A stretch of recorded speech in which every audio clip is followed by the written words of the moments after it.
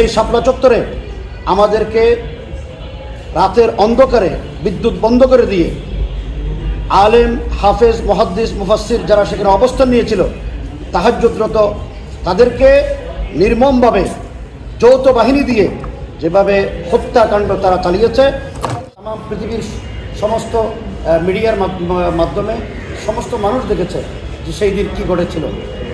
রাতের অন্ধকারে আমরা এদেশের নাগরিক হিসেবে প্রতিবাদ করা, সমাবেশ করা, বক্তব্য দেওয়া সেটা আমাদের নাগরিক অধিকার, সাংবিধানিক অধিকার। আমরা আমাদের অধিকার আদায়ের জন্যে আমরা সেদিন শাপলা চত্বরে এসেছিলাম। যারা আমাদের রসুলকে গালি দিয়েছে, যারা কোরআনকে বাজেয়াপ্ত করার দাবি উত্থাপন করেছে, আল্লাহকে গালি দিয়েছে, আল্লাহর ধর্মকে যারা এদেশ থেকে নির্মূল করার চক্রান্ত করেছে, সেই তাদের বিরুদ্ধে আমরা সুনির্দিষ্ট অভিযোগ নিয়ে তাদের শাস্তির জন্য আমরা সমাবেশের ডাক দিয়েছিলাম শাপলা চত্বরে হেফাজতের ব্যানারে।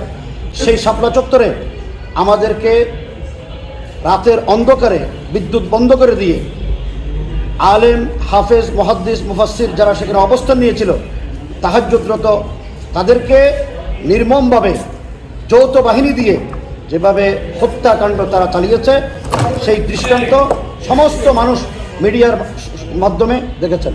সুতরাং এটা একটা বর্বরতা, এটা একটা কালো অধ্যায় আমাদের জন্য। বসুন্ধরা ডায়াপেন্ট এখন আরো উন্নত। এই হট এয়ার থ্রো টপশিট দ্রুত শোষণ করে সোনামণিকে দেয় কোমল অনুভূতি। এটা কালো রাত্রি।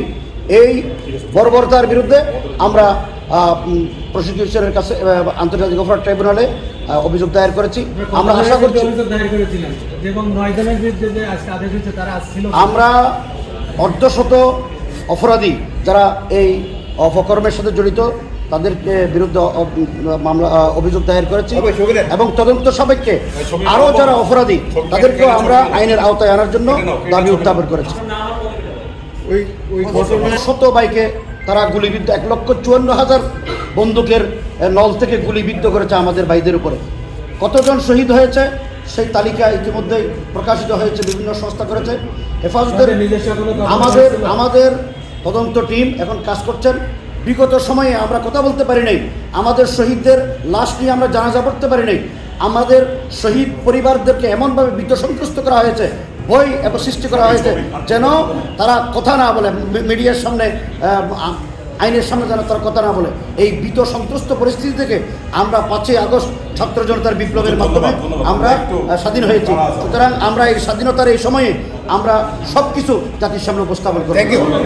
2013 সালের 5ই মে শাপলা চত্বরে বিগত আওয়ামী জালিম ফ্যাসিস্ট সরকার যে গণহত্যা চালিয়েছিল, গণহত্যার বিরুদ্ধে আমরা আন্তর্জাতিক অপরাধ ট্রাইব্যুনালে অভিযোগ দায়ের করেছিলাম।